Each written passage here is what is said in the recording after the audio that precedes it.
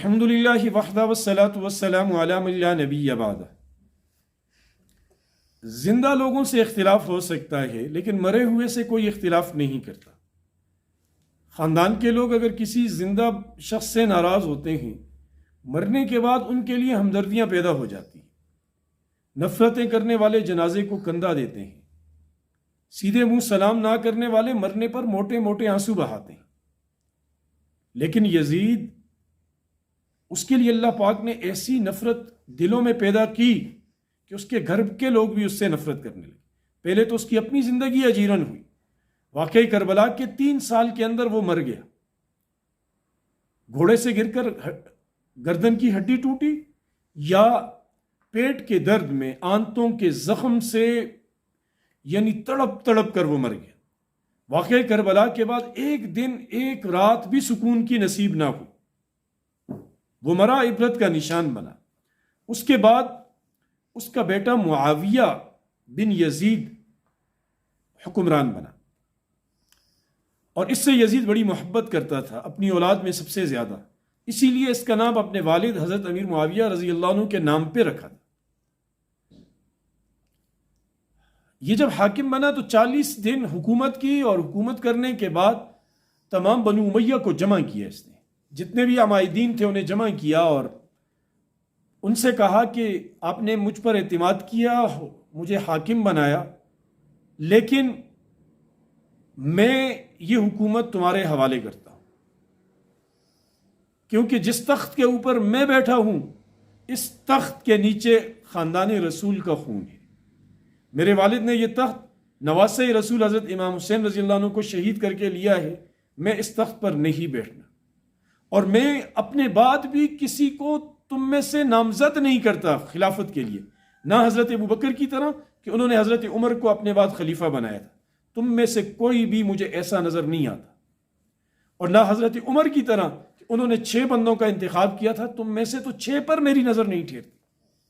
تم جانو اور تمہاری حکمرانی اور یہ تخت جانے۔ کہتے ہیں کہ وہ گھر گیا،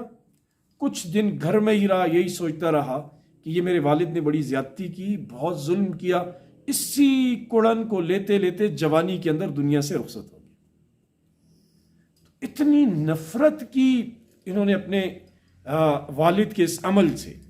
کہ حکمرانی جس کے لیے اس کے والد نے خاندان رسول کا خون بہایا، جس کے لیے اس نے اتنا بڑا ظلم و ستم کا بازار گرم کیا، اور یہ بیٹا بالکل مفت میں ملی ہوئی حکومت ٹھکرا دیتا ہے، کیونکہ اس کے دل میں ایمان ہوتا ہے، اس کے دل کے اندر نبی پاک صلی اللہ علیہ وسلم کی عقیدت ہوتی ہے، اسی لیے بنی بنائی حکومت ان کے حوالے کی اور دنیا سے۔ اور بعض روایات میں یہ آتا ہے کہ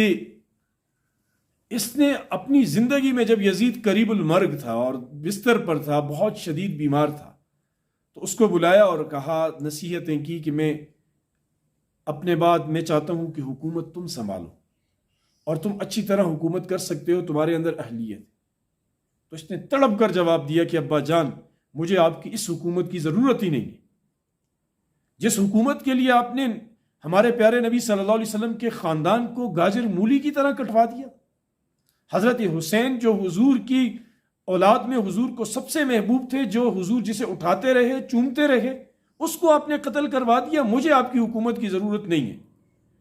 کہتے ہیں کہ یزید دھاڑے مار مار کر رونے لگا، ایسی اس کے بیٹے کی یہ باتیں اس کے دل پر ایسی کاری ضرب کی طرح لگی کہ وہ پھر جانبر نہ ہو سکے۔ اس لیے کہتے ہیں کہ ظلم کے دن تھوڑے ہوتے ہیں، ظالم کی کم مہلت ملتی ہے۔ اس لیے اگر آپ بھی اپنے اپنے ماحول میں اگر ظالم بنے بیٹھے ہیں تو خدا کے لیے روکیں اپنے ہاتھوں کو، ورنہ اللہ کی گرفت آئے گی، پھر آپ نہ ہل سکیں گے نہ قدم اٹھا سکیں گے، اور اللہ پاک پکڑتے ہیں اور پھر زوردار پکڑتے ہیں۔ وہ مکہ کے ظالم ہوں جنہیں بدر میں اللہ پاک نے نیست و نابود کیا، وہ مدینے کے وہ ظالم ہوں جنہیں یہودی جنہیں اللہ پاک نے خیبر کے دن ذلیل کیا، یا وہ روم کے ظالم ہوں، فارس کے ظالم ہوں، یا وہ شام کے یزیدی ظالم ہوں جو اللہ پاک کی بے آواز لاٹھی کے نیچے آئے اور سر نہ اٹھا سکے۔ اللہ پاک ہمیں عمل کی توفیق نصیب فرمائے۔